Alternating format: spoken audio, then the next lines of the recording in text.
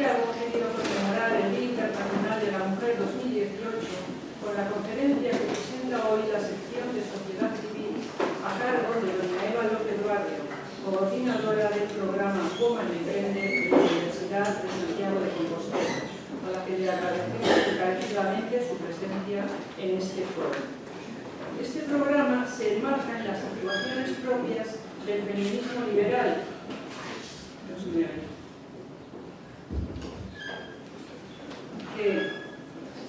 que, como sabemos, es la principal expresión de la teoría social de la desigualdad de género y promueve la remodelación de las instituciones claves: el derecho, el trabajo, la familia, la educación y los medios de comunicación.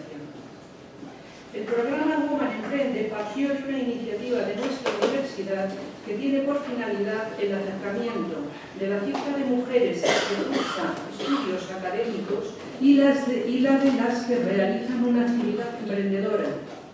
Cifras ambas exageradamente dispares puestas en comparación con las que se registran entre los varones.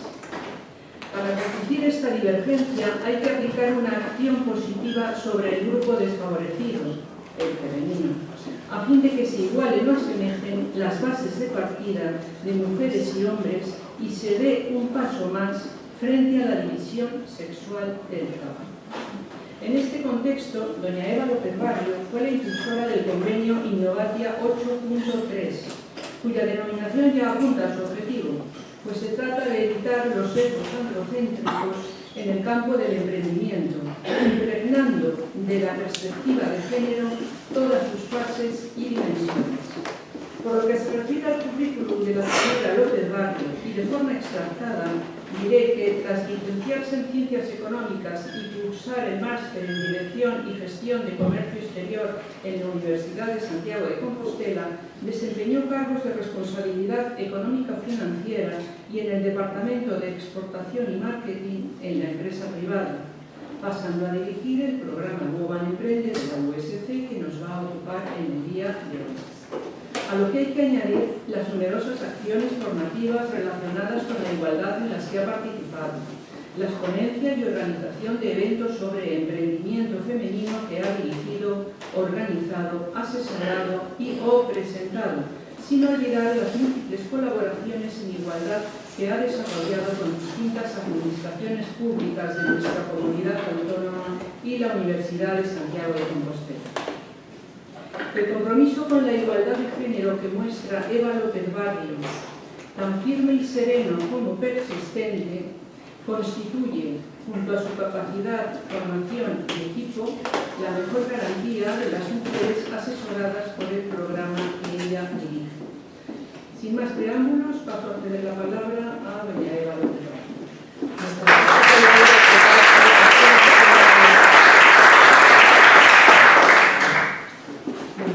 Buenas tardes y lo primero, muchas gracias a la Ateneo de Santiago por invitarme e invitar a la Universidad de Santiago de Compostela en la que yo trabajo. Siempre es una gran oportunidad de contarle a la sociedad pues lo que hacemos ahí en la universidad que está aquí en esta ciudad. Muchas de las cosas que les voy a contar, muchos de ustedes ya las conocen. Si me permiten, vou facer en galego porque é a lengua que traballamos habitualmente. Bueno, como despois dos agradecementos, vou contar un pouco o que vou explicar. Vou facer un relato cronolóxico de como se creou o programa Woman Emprende, que é o programa que eu dirijo na Universidade de Santiago de Compostela, onde se creou, para rematar, contando algunhas das iniciativas de algunhas das mulleres que asesoramos dentro deste programa, que non deixa de ser un lugar que apoia o emprendimento das mulleres da nosa universidade. Eu non traballo na función docente na universidade, que é a primeira misión das nosas universidades, que por suposto está aí na parte central da exposición. Tampouco traballo na función investigadora, que é outra das facetas das universidades. Donde eu traballo é o edificio Emprendia, que está no campus Vida, no campus Sur, cerca do hospital, e ali o que facemos é temas de transferencia. Somos un pouco esa ponte da universidade á sociedade, que con resultados de investigación, con coñecementos, poñemos a disposición da sociedade para que non queden moitas veces en teses doctorais, en revistas, en educativos. Entón, nos traballamos nesta terceira misión da universidade, na divulgación de coñecementos. Por iso, falamos de transferencia de resultados, tanto de coñecemento como de resultados de investigación. Isto un pouco contextualizar. Seguindo coa contextualización, a evolución do interés universitario. Sempre, por suposto, a función docente das universidades. Nos anos 80, puxose sobre a mesa o papel investigador das nosas universidades, como primicia, prioridade. E nos 90, cando se empeza a falar de transferencia de tecnoloxía. É dicir, que o que nas universidades se xenera, o coñecemento, as metodoloxías, a tecnoloxía que se xenera, que non quede dentro, que se poña ao servicio da sociedade. Unha forma de transferir a tecnoloxía é xerando empresas de base tecnolóxica. No cambio de século, cando as universidades empezan a falar desta misión, da terceira misión, da xeración de spin-offs. Esta palabra de spin-off é moi coñecida, por exemplo, nas series televisivas. É dicir, hai unha serie de televisión e dunha das personaxes da serie se xenera unha nova serie de televisión e se fala de unha spin-off de televisión, non? Pasou con a Toma Iniciativa, que unha das personaxes Aida, pois xenerou unha nova serie. É unha spin-off universitaria, é unha empresa que pode ter unha forma xurídica, sociedade limitada, sociedade anónima, pero que se xenera a partir dun resultado de investigación.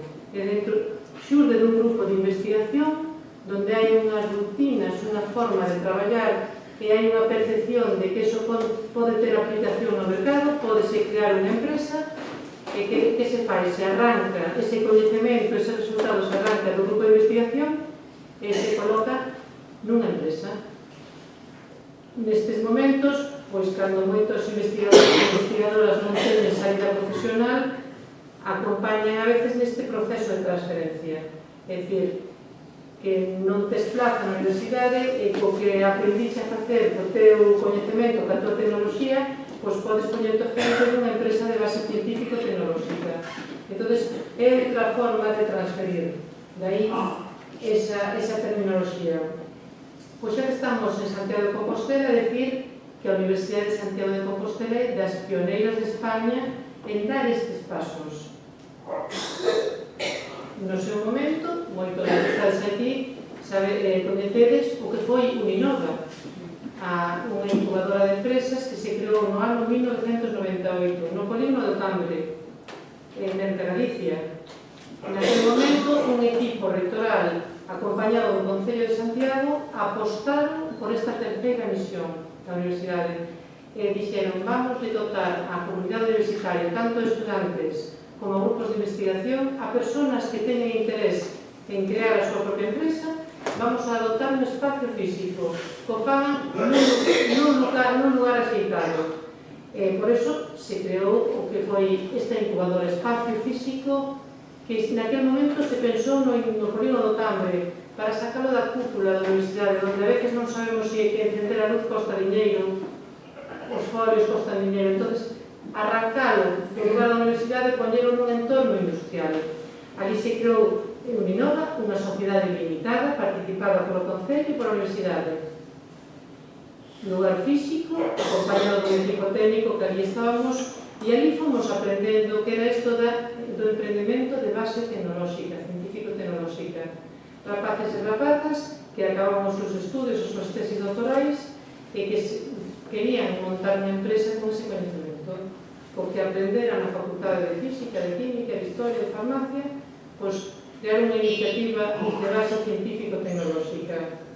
Era os primeiros de España e a posteriori se creou Unirrisco, porque este tipo de proxectos con alto componente innovador, polo tanto, moito risco e, polo tanto, moitas das veces non posicionados claramente nun sector de mercado, precisa tamén da parte financiera, o que se chama hoxe en día startups, que teñen que despegar, necesitan ese empuxón financiero.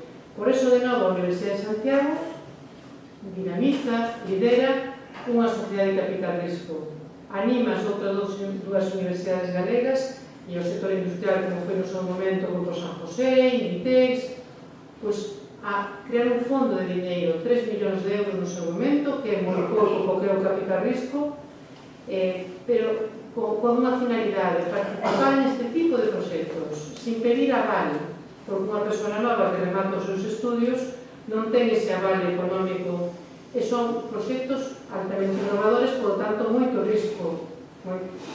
E aí se conxugaba o apoio ao emprendemento. Pois, con estas dúas sociedades, porque é unha sociedade limitada e unha sociedade de capital risco, no ano 2000 se crea o programa Uniemprende, que fai a esta universidade, a nosa universidade, fai unha universidade emprendedora.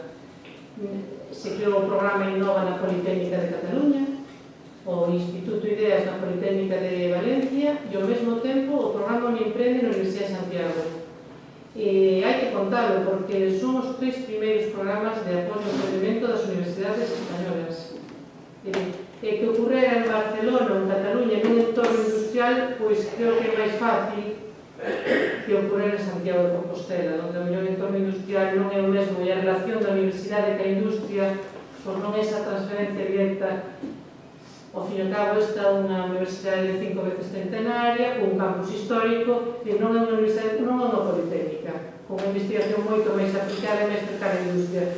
E isto se debe a un grupo de personas, a un equipo rectoral e a un grupo de personas que se puseron ao frente e dixeron a nosa universidade vai dotar dun servicio, dunha estrutura e dun apoio, cerrar ese ciclo, un ecosistema emprendedor para as persoas que queiran montar iniciativas empresariais de base científica, o que se chaman empresas de base tecnolóxica. Bueno, e o Uniemprende tamén fomos aprendendo polo camiño, estamos no ano 2000, os concursos de ideas, os concursos de proxectos, que seguro que moitas veces vistedes por aí, pois, concursos de ideas, vamos ás aulas e contamos ao alumnado.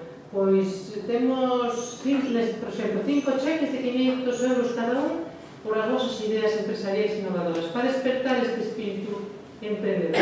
Hoxe en día, pois todo o mundo fala de emprendemento, no ano 2000 non tanto, pero tamén contarlle a xente da nosa universidade que, bueno, pois dentro das súas vocacións, pois tamén se poden plantear o feito de poñerse ao frente dunha iniciativa empresarial en base ao que aprenderon tanto na aula, como nun grupo de investigación, como na tese doctoral, ou incluso pois, outras vocacións que xurden nos pasillos das facultades. E se o queren facer, pois aquí teñen un lugar onde poden acudir e os podemos acompañar. Bueno, isto un pouco a introducción, porque aquí vamos falar de mulleres, non? A lei do 8 de marzo, o programa O Uniemprende, que é a iniciativa que eu dirixo. Bueno, pois chego ano desta cronoloxía avanzando, por suposto que se fixeron moitas cousas e moi ben feitas, pero chego ao ano 2006 e o rector Senén Barro inaugura o curso académico co título ASCT en nome de muller. Nese ano, pois, se creou o programa O Uniemprende que eu dirixo.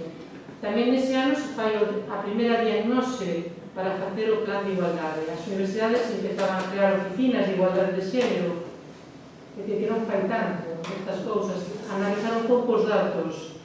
Pois neste momento é cando nós tamén pensamos dentro do programa de creación de empresas analizar un pouco os nosos datos, ver que estamos facendo, como estamos facendo, a que personas estamos atendendo.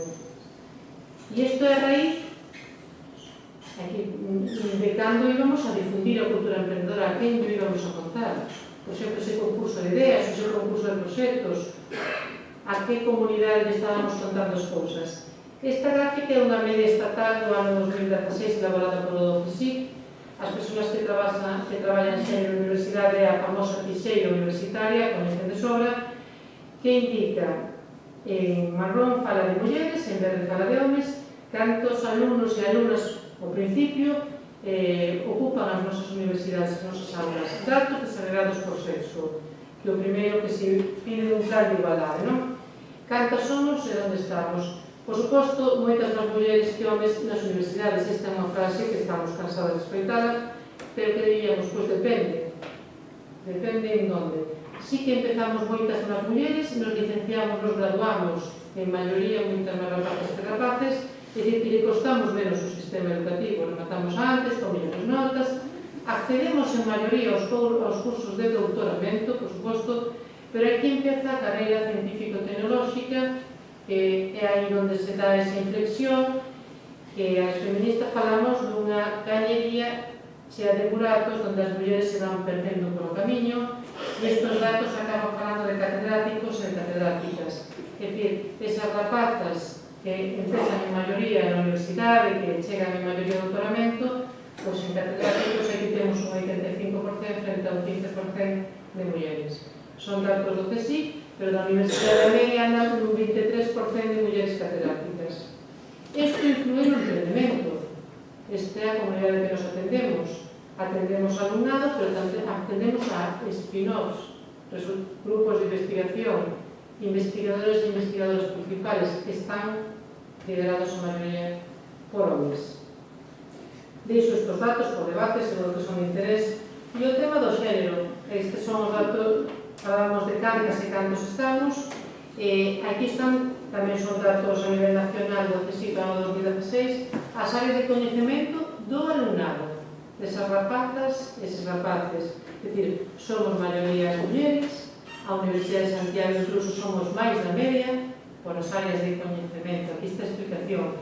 Entonces, sí que somos maioría en ciencias da saúde, humanidades, en ciencias sociais, e aquí pois, podemos falar despois do debate dos roles, dos estereotipos, o que nos leva as rapazas a escoller un determinado tipo de áreas de coñecemento e os rapaces se leva a escoller outro tipo de áreas de coñecemento.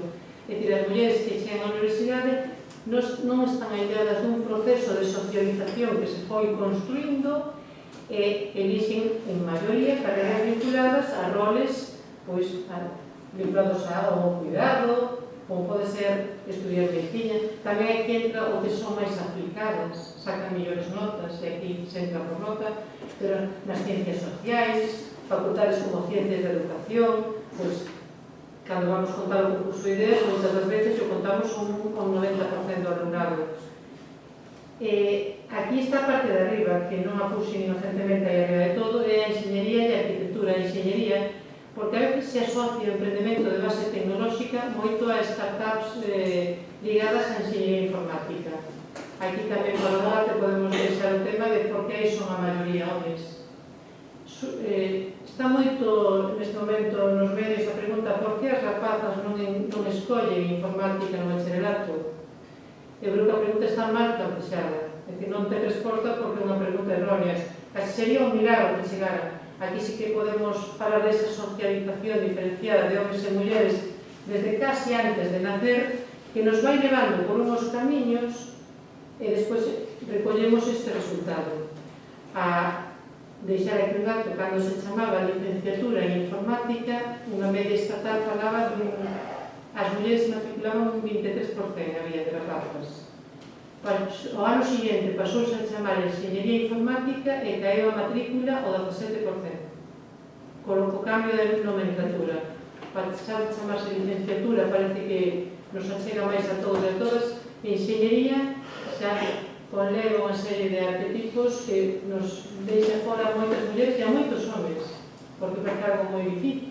E despois a da informática leva con unhas connotacións de friki, porque tamén nos venderon moito este estereotipo de programador informático, pois o cine, o tema de Silicon Valley, nun garaxe, programando, comendo a pizza encima do teclado. Entón, se foi construindo socialmente un modelo que a illa a mulleres e a moitos homens, aí se crean empresas, aparte de ter un valor económico. É dicir, este tipo de empresas teñen valor económico, valor social, son demandantes de emprego, é dicir, que é algo para ter en conta. Incluso están construindo o mundo de internet, que é moi importante, porque cando metemos no buscador determinadas palabras, pois as palabras levan sesgos de xénero, porque as persoas que están programando son este tipo de estereotipos que se están construindo, que non son os que corresponden a toda a sociedade, moito menos a mitad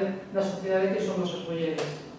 Entón, non é tan inocente estes datos, e influyen no mundo digital que estamos construindo, por suposto. Bueno, pero volvemos ao emprendemento. E aquí estamos no ano 2006, volvíamos a aquel discurso do rector Senemaro que decía a universidade ten nome de muller. Bueno, ten nome de muller nas aulas. E estes son os datos volvendo a este superprograma exitoso Me Emprende.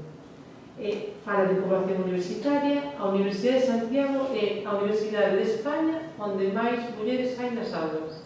Aí sí que estamos no ranking arriba de todo. Sale moito. Pero porque, pois é por o que falábamos anteriormente, son temas de xénero, por as áreas de coñecemento, non é unha politécnica, non hai unha enxeñería, ten un campus vida vinculado á vida, ás áreas da saúde, onde eses roles máis tradicionais son máis cercanos ás mulleres. Entón, por eso está ese case 70-30 de mulleres. É dicir, que cando lle contamos esta historia do emprendemento, pois co concursos ou difundimos cultura emprendedora, e estamos contando moitas das veces a aulas cheas de rapazas. Pero que pasaba no 2006 no programa de emprendemento, este programa pioneiro, que teña unha incubadora e non se creía capital risco e que se facían ben as cousas, non? E que, pois, que os emprendedores, no 75% a maioría eran homes.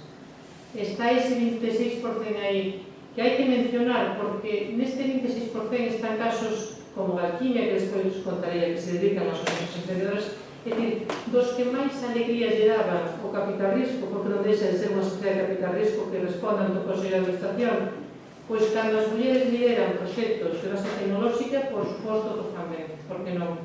Pois hai que contarlle a estas rapazas de aquí que aparte de Amancio Ortega ou de Steve Jobs, hai rapazas da nosa universidade que o están facendo e con resultados tamén económicos. Bueno, pois con esta historia creamos un bom exemplo nesta realidade. Para ter a nosa comunidade, por suposto, dentro da universidade, crear un programa específico para atender ás rapazas e aos rapaces tamén. É dicir, emprendemento integral responsable, puxen aí. Porque o programa de Emprende, aparte de estar dirigido por físicos, sempre tendría moitas áreas máis experimentais. O que ten que incorporar a perspectiva de xénero nos nosos razonamentos é que nos abre e que pensa que en todas as áreas do coñecemento pode haber emprendemento de base tecnolóxica, non só nas vinculadas a física, a informática ou a química, senón tamén nas humanidades, nas ciencias sociais, pois en todas, emprendemento integral e emprendemento responsable, non todo a costa de todo, que se poden crear empresas sendo responsable que as persoas e cos entornos. Liderar de forma colaborativa e actitude sostible. As novas xeracións, desde o 2006, demostraron que isto vai por aí. Rapazas e rapazas xa queren outros tipos de traballo, xa queren traballar por proxectos, xa non só a viabilidade económica do modelo anterior que estaba construído, xa buscan outros lugares, outros espacios e outras formas de traballo. Vai máis por aí. Bueno, pois despois de desarrollar estes datos, pois decimos, hai que crear un programa específico, sobre todo porque non estamos chegando tampouco a ese 70% que temos nas aulas. Estamos desperdiciando ese talento. A sociedade está desperdiciando ese talento cando non se acerca a él da forma axeitada. Pois as primeiras actuacións, por suposto, as asociacións emprendedoras, crear ese lugar específico, revisar linguaxes e imaxes, visibilizar, pois un catálogo de mulleres emprendedoras dese 26%, fixemos un catálogo físico, tamén está en formato digital, pois cando os meus compañeros e compañeras foran ás aulas e contaran pois que se poden crear empresas, pois que non leven a Steve Jobs, que poden levar, pois se van a química, pois poden levar a Tatiana, a Carlos Pampín, é dicir, poden levar exemplos reais e contarle a esa xente que está aí sentada nas aulas que co que se aprende, pois tamén se pode crear empresas e emprego e impacto social. Os concursos. Nos concursos incorporamos premios para mulleres da mesma cuantía que os demais premios. É dicir, accións positivas. Aquí puxen os congresos porque foi un momento importante cando montamos o primeiro emporium en Santiago, amadriñado por Cristina Garmendia, que no seu momento foi ministra de Ciencia e Innovación. Tratouse de traer as universidades públicas españolas hasta Santiago, aos programas de creación de empresa e algunhas universidades que estaban empezando con isto do emprendemento, é dicir, que empecen a analizar os seus datos, cantas mulleres, cantos homens hai nas súas universidades, onde están, que tipo de empresas están creando, o talento está aí, pois todo o que le vamos facendo, pois acompáñenos neste razonamento. É moita marca como Emprende. Aquí un exemplo das primeiras revisións de algún material. Este era un boletín que tiñamos a nivel nacional que se chamaba Emprendia, un boletín dirixido ás universidades en temas de emprendemento. Esas imaxes que se utilizaban de forma inocente pois son pouco vinculados ao entorno universitario, as profesións universitarias e moi masculinizadas. É dicir, o que decía, a perspectiva de xénero non só fala de homens, sino fala de homens e de mulleres. Pois aí está un folleto moito máis neutro. Este cartel tamén que está sinalado pois era dun curso que se falaba sobre habilidades directivas e de xestión, donde esa imaxe pois tamén non é cercana ao entorno universitario. Rapazas e rapaces da universidade non se senten reflectidos nestas imaxes dun home con esa visibilidade, e xa que é unha universidade onde a maioría somos mulleres, pois por que non utilizar imaxes de mulleres que aí están. É outra forma de difundir cultura emprendedora, falar de emprendemento integral a todas as áreas do conhecemento, que se poden crear spin-off na física, na química, na historia, na economía, na farmacia, e que hai que facelo de forma sostible e responsable das persoas. Incorporar os planes de empresa, sempre, por suposto, a viabilidade económica e financiera, pero esa viabilidade personal, de crear bons lugares de traballo. E como dice, vocacionalmente elegiste estudiar unha física, ou química ou historia. Poder traballar no que vocacionalmente elegiste e facelo de forma sostible, que sea un bon lugar, porque moita xente acude cada día ao seu lugar de traballo sendo unha auténtica amargura. E non pode, contar que as rapazas e rapaces que crearon empresas no noso entorno pois fan con esa forza, con moitos traballos, con moitos esforzos, pero con esa ilusión porque están desenvolvendo proxectos no que vocacionalmente escolleron. Trae aquí dúas fotos que se ven pouco, pois dos primeiros simponios con Cristina Garmendia, porque foi despois secretaria de Estado Laura Seara, pois xerando debate a nivel nacional, pois o que estábamos facendo de novo na Universidade de Santiago de Compostela, que fora pioneiro. Non que o programa de emprendemento feminino fora unha oficina nunha esquina que aí estaban as mulleres traballando temas de xénero. Non, que fora integral a toda a estrutura de emprendemento. E aí se creou unha red. Empezaron distintas universidades a decir nos interesa este tema. E aí se creou a Red Women Emprending a nivel nacional. Algúas actuacións, un catálogo, que traía aquí algún exemplar, que falaba con nombres e apellidos das emprendedoras. Despois, ao final da exposición, conto algunhas das iniciativas que están dentro deste catálogo. Aí está o concurso de proxectos, ese foi o 10º, ahora vamos por o 17º concurso de proxectos. Pois, do premio de maior cuantía, pois tamén hai un premio para mulleres, para científicas da Universidade de Santiago, que se poñan frente de spin-offs académicas. Pois hai tamén un premio metálico para este tipo de empresas.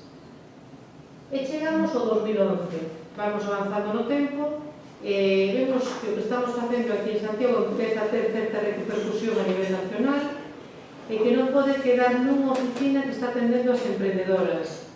E aí creamos a marca Innovatia 8.3 e propoñemos ya ao Instituto da Muller. Tamén hai que decir que naquele momento había un Ministerio de Igualdade e había unha aposta por temas de igualdade, encaixaba esta, bueno, e aí seguimos traballando. Innovatia quere decir innovación e tecnoloxía en femenino, por eso. E 8.3 e 8 de marzo. Esta marca se lidera desde a Universidade de Santiago en colaboración co Instituto da Muller e xa pasa ao plano teórico.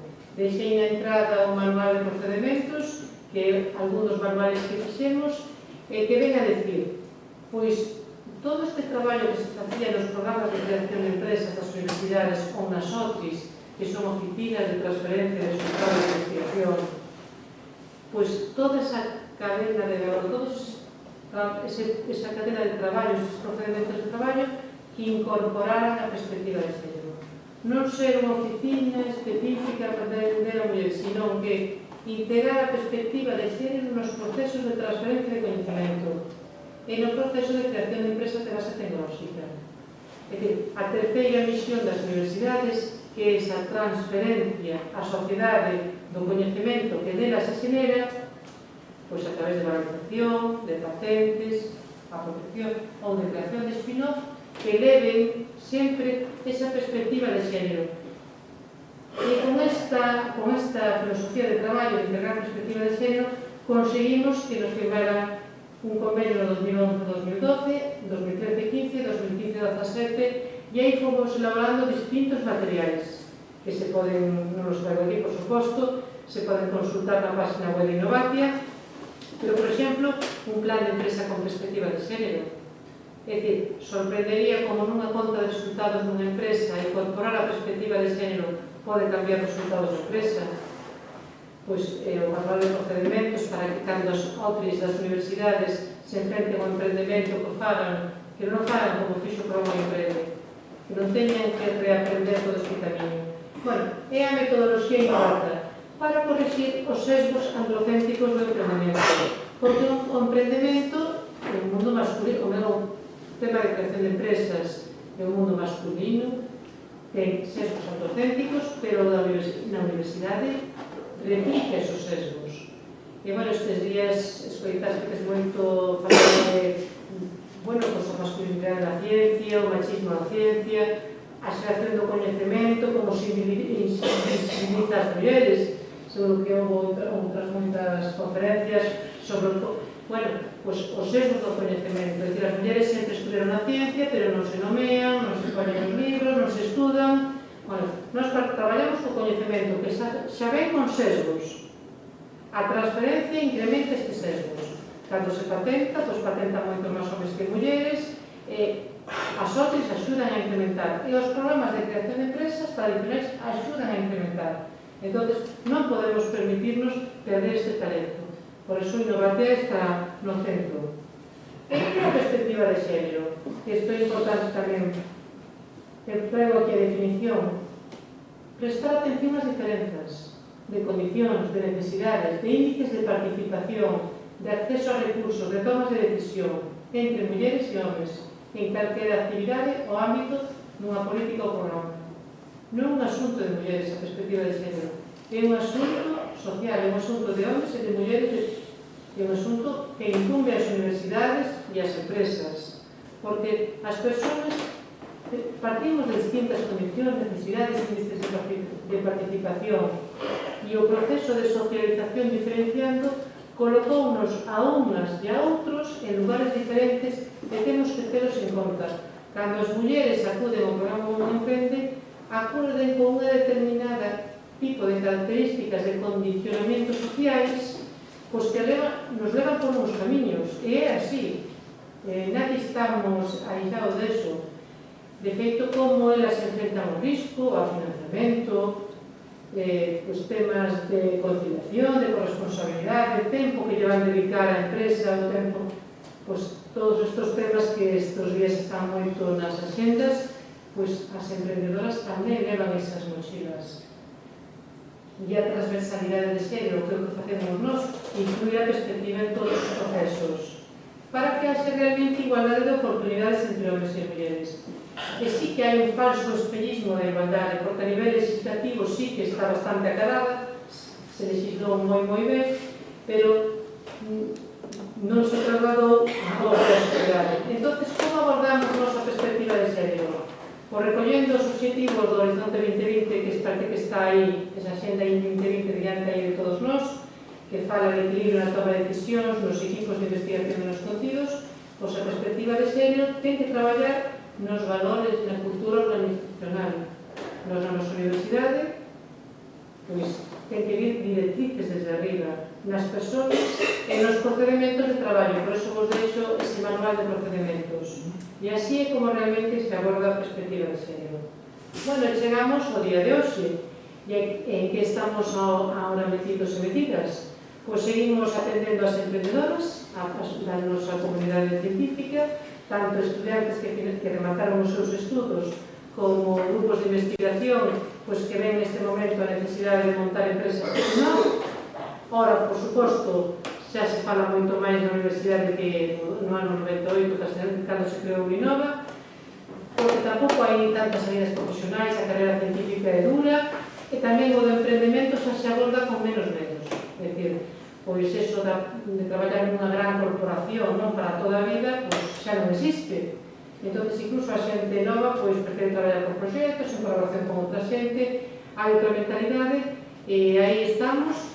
Innovacia, temos novas propostas presentadas ao Instituto da Muller neste momento, que esperemos que firme o convenio, que creo que se abra en abril. Traballamos ca Xunta de Galicia nun programa que se chama MEGA, que son axudas a mulleres emprendedoras, non son universitarias, pero sí que trasladamos o noso saber facer a mulleres de sectores máis tradicionais, das que tamén aprendemos moito, pois tamén se enfrentan a proxectos empresariais. Temos na agenda o tema das novas tecnoloxías. Aquí hai un pouco de confusión os términos TIC, mulleres e TIC, mulleres STEM, por eso deixaba aquí estas dúas nomenclaturas. STEM son Science, Technology, Engineering and Mathematics. É dicir, son esas áreas científicas, tecnolóxicas, da enxeñería e matemáticas. Hai moitas mulleres aí, hai poucas. As TIC son máis a enxeñería informática, as que fan as aplicacións para móviles, estas cousas. Hai moitas, hai poucas. Comentaba antes que hai poucas mulleres matriculadas en enxeñería informática e sigue baixando o número de mulleres matriculadas. Por esos procesos de socialización, por todo eso que nos vai educando. Nas STEM ocurre diferente, as matemáticas hai moitas mulleres nas matemáticas e empeza a haber menos, porque se empeza a relacionar coa enxeñería, empeza a ter valor económico, empeza a ter empregabilidade. Entonces, pasou que a informática, as mulleres na Segunda Guerra Mundial eran programadoras, é dicir, a informática no ceo en mans de mulleres. É dicir, cando se necesitaban cabezas para programar e para calcular eran mulleres, pero deu a volta e pasou ao plano económico, ao plano empresarial, e puxeron os homes. De feito, na Feira do Móvil, que se celebrou fai poucos días en Barcelona, o 95% das empresas que ali se presentaron estaban dirixidas por mulleres. Probablemente as azafatas dos stands a maioría foran mulleres. Pero o sector se está perdendo, o sector informático se está perdendo moito, porque as mulleres somos consumidoras, por suposto, e usuarias, é dicir, estamos deste lado do mostrador, somos compradoras, é dicir, ten que ter a inteligencia suficiente como tamén para programar produtos específicos desde o femenino. Bueno, son temas que deixo aí tamén, e xa para rematar nestes últimos minutos, que son 20 minutos aproximadamente, que falta, pois vamos falar de empresas, das empresas que creamos, nombrar algunhas das emprendedoras, non todas, bueno, pois traigo aquí tamén cronolóxicamente algunhas das iniciativas que coinciden na exposición que acabo de facer. No ano 2002 acude Carmen Pampín a Uninova, rematar a súa tese doctoral na Facultade de Química. A Facultade de Química, dentro do grupo de investigación onde surge esta tese, xa tiña unha trayectoria de transferencia, de relación co mundo da industria. Son grupos de investigación que están acostumbrados a traballar xa co sector industrial. Vemos aquí no plan de empresa que a síntesis a medida de fármacos, bueno, pois que hai un segmento de mercado onde se pode colocar unha nova empresa.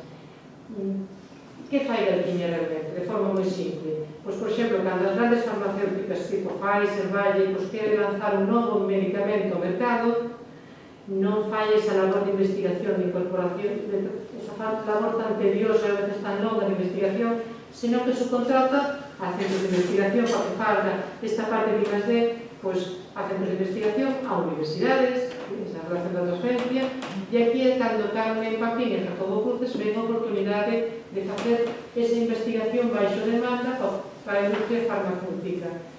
Pois, veñen, facemos o plan de empresa, vemos que é viable, ali en Uninova, entra o risco, e aí sí que é risco porque dos rapaces, Jacobo e Carmen, dos rapaces novos, facendo síntesis farmacéutica a medida, en Touro, que tamén hai que decirlo, pois mete diñeiro.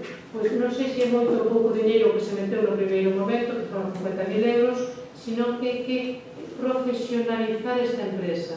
Son químicos e o feito de incorporar unha sociedade de capital isto ten importancia de que te profesionaliza. Te ensina o que é unha conta de resultados, o que é un balance, o que é unha empresa. Entón, non é só o diñeiro, que tamén é importante nestes primeiros momentos, sino que te ensina outra linguaxe para vender síntesis farmacéutica a nivel mundial.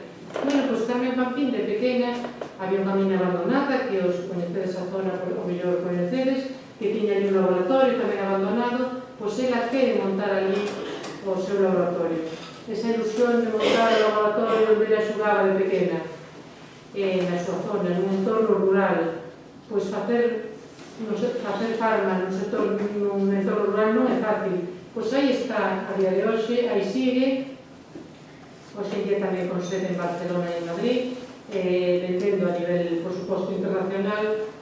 Este sector nace con vocación internacional, non pode ser de outra maneira. O ano pasado cerrou con facturación de 2 millóns de euros. Bueno, importante decir tamén que emprega con 45 personas aí, na sede aquí de Touro. É importante porque máis do 50% da plantilla son doutores e doutoras. É dicir, é emprego de calidade. Moitos deles son retornados, desto que se fala que aparentemente se vai fora. Pois, bueno, xa, entre paréntesis, facendo un pouco o chiste, vimos que Galquimia fixo máis que a Xunta por o retorno do talento, pero, bueno, isto que quede case entre nós. Entón, sí que, pois, emprego de calidade e impacto social. É dicir, aquí ao lado de Santiago, unha empresa no sector farmacéutico empregando, pois, doutores e doutoras saídos da Facultade de Química, o 50% da plantilla tamén son mulleres. E traballando a nivel internacional, e con moita loite, con moita dificultade, pois aí siguen liderando un clúster que é Bioga, que é un clúster biotecnolóxico do que se fala tamén a nivel internacional. Traigo outra empresa da mesma época, do ano 2002-2003, que é de Historia, é dicir, non todo é da Facultade das Ciencias Experimentais. Este son Mercedes e Pirusa. Mercedes, nese momento, estaba no CSIC, traballando, Pirusa na Facultade de Historia, son as dúas doutoras en Historia, deciden tamén poñerse ao frente dunha empresa de base tecnolóxica, é dicir, facer investigación histórica baixo demanda. Pois, o seu laboratorio, de feito, aí na exposición pon que a súa sede está na Praciña de Fonseca, o seu laboratorio é a Biblioteca de Fonseca. O igual que para Carmen, o seu laboratorio de Touro, abandonado aquele laboratorio, pois elas é a biblioteca, a documentación. Bueno, pois esta empresa, dentro de moitas outras cousas a que se dedica, pois, por exemplo, temas de pericias judiciais. Aquí os galegos sabemos moito del tema de lindes, de cando remata unha finga empeza outra, os marcos que se moven, algúns que pesan toneladas e non hai que se moven. Pois elas, cando hai que acudir aos xulgados, pois hai que acudir á investigación histórica para demostrar un monte comunal, unha propiedade a quen pertence, a unha poboación. Entón, hai que ir á biblioteca e fain falta persoas expertas. E aí están elas. Entón, teñen un 100% de éxito nas experiencias judiciais. E iso levounas, cando foi a gran crisis do 2011-2012, moitas empresas de xestión cultural que se non recoñecían, que traballaban nos concellos, a administración, pecharon moitísimas. O feito de traballar no sector con particulares, por levounas a que estén hoxe en día ainda traballando. Non teñen gran número de persoas contratadas, pero sí que, de forma horizontal, tiran de outras empresas de xestión. É dicir, que xeneran ese impacto no entorno de empresas salidas destas áreas. E, bueno, pois siguen traballando, pois, por exemplo, denominacións de origen. Cando es que da denominación de origen do queixo de Tetilla, pois hai que demostrar documentalmente que ese queixo pertence a unha zona. A veces o papel hai que acudir aos cuadros, que aparece o queixo ali nunha esquina nunha obra de arte, pois elas fan esta labor de investigación. Por exemplo, a carta de Santiago, pois demostrar que a receta é propia e que por eso ten a denominación, e que amendo que non hai amendo nesta Santiago, como ben sabedes, que pois decir que é de aquí, pois toda esta labor de investigación, entre outras moitas cousas, museos, exposicións, publicacións, pois tamén é unha empresa de base científico-tecnolóxica liderada por dúas mulleres que están aquí ao lado. No ano 2006, dentro do GOMADEPEDE, crease xa a NanoGAP. Aquí xa vamos avanzando no tempo. NanoGAP tamén é da Facultade de Químicas, do grupo de investigación dirixido por profesor Arturo López Quintela, que tiñan unhas patentes. Entonces, dentro das patentes, sobre nanopartículas, é dicir, determinados materiales a escala nanométrica. Pois materiais a escala nanométrica teñen determinadas propiedades. Tampouco vamos a entrar en tanto detalle, pero se ve a oportunidade en mercado para determinados materiais, determinadas patentes que tiña o grupo de investigación. Se trasladan esas patentes do grupo de investigación a Spin-off, a NanoGAP, e Tatiana López, pois con escasos 30 anos, se pon ao frente desta iniciativa empresarial. Aquí tamén entra o risco, vamos a poner en mayúsculas, e se busca onde posicionar estas patentes en que segmento de mercado. Pois de forma moi sencilla, por exemplo, no sector sanitario, unha nanopartícula de ouro.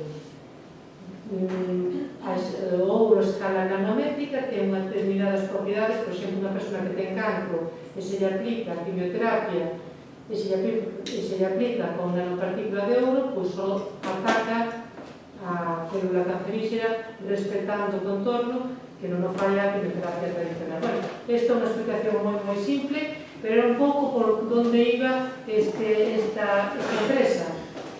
Non se entrou no sector sanitario porque o sector é dificilísimo, entonces o que falo do risco, se busca outro segmento de mercado, hoxe en día está no sector tecnolóxico, bueno, pois decir que ten planta no Milladoiro, NanoGAP, San Francisco, o lito, que é unha partícula, tamén un material que a escala nanométrica, por exemplo, incorporado ao cristal, consigue que sea flexible, que doble, que non rompa. Entón, un cliente de NanoGAP se chamase Apple, e cando vedes os smartwatch, pois é unha nanopartícula de unha rapaza aquí que estudiou química e que ten unha planta en San Francisco e o rei no Milladoiro. O mesmo ocurre, pois, os novos billetes levan unha nanopartícula para o tema de falsificación, pois é tamén dunha compañeira que está aí ao frente. Non é o caso de Carmen Pampín, que sí que colgou a bata blanca e de laboratorio se convertiu en emprendedora. Tatiana tamén é unha gran emprendedora, pero sí que hai un equipo con moita relación no sector industrial, pois como deben de ser as empresas, equipos de homes e mulleres complementarios de distintas áreas de coñecemento, que así realmente como funcionan os proxectos. Bueno, e traía aquí para finalizar unha empresa que se creou fai un mes, e que tamén foi un pouco excusa para que eu viñera hoxe aquí ao Ateneo. É unha empresa que xurde da Facultade de Ciencias Económicas, un spin-off, hai Economics, e hai dúas rapazas, Yolanda Fortes e Aizan, unha delas é de Kazajistán, Aizan, por iso xa non me atrevo a dicir o apellido, e Yolanda aquí da Universidade, pois é dun grupo de investigación saído do IDEGA, que fai pois monitorización de políticas públicas. O que teñen é un algoritmo que cando hai poucos datos permite acadar resultados certeros. E, bueno, especialmente pois en Asia e América Latina. Levan 2 meses traballando e xa teñen na súa oficina ali no edificio Emprendi un mapa do mundo e xa teñen así unhas xinchetas colocadas en varios países en América Latina, en Asia. Bueno, aí están empezando, e será moi complicado, unha empresa de servicios, pero seguro que tamén chega a lexos. Ou, polo menos, pois tamén aprenderon algo importante, que co coñecemento que adquirido na universidade nas súas tesis doutorais, pois están creando emprego, o seu emprego e o emprego de outras persoas, un emprego de calidade, e facendo un impacto neste entorno que nos rodea en Santiago de Compostela, creando este tipo de proxectos. Pois, o mellor, pois, NanoGAP e Alquimia, pois, luce máis polos números, para a facturación. Decimos que NanoGAP xa leva levantado un fondo de 10 millóns de euros. Bueno, pero outros lugares tamén pequenos, como poden ser outras empresas, pois xeneran bons lugares de traballo, e son empresas que se crearon a partir do que se aprendeu aí nunha universidade 5 veces centenaria, pero que nunca deu todavía unha muller rectora. Volvendo. é non vai dar porque estamos en eleccións e hai uns candidatos a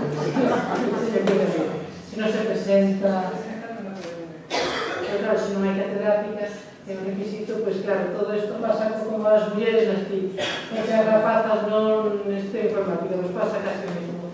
Bueno, pois, para rematar xa nestes últimos minutos, decir que o emprende, por suposto, que é unha opción positiva, que son necesarias, son medidas, que é unha acción positiva, medidas concretas, temporais, que intentan compensar situacións de desventaxas.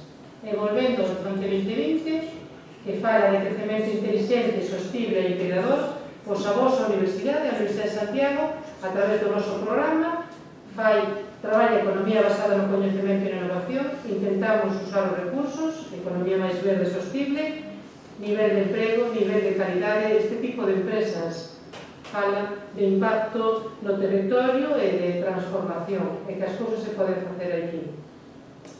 E deixaba aquí unha frase do que foi presidente da Comisión Europea de José Durão Barroso, que decía que os dous temas de maior importancia para a Comisión actual e futura, sabes, os dous temas máis importantes son o equilibrio de género e a I+D.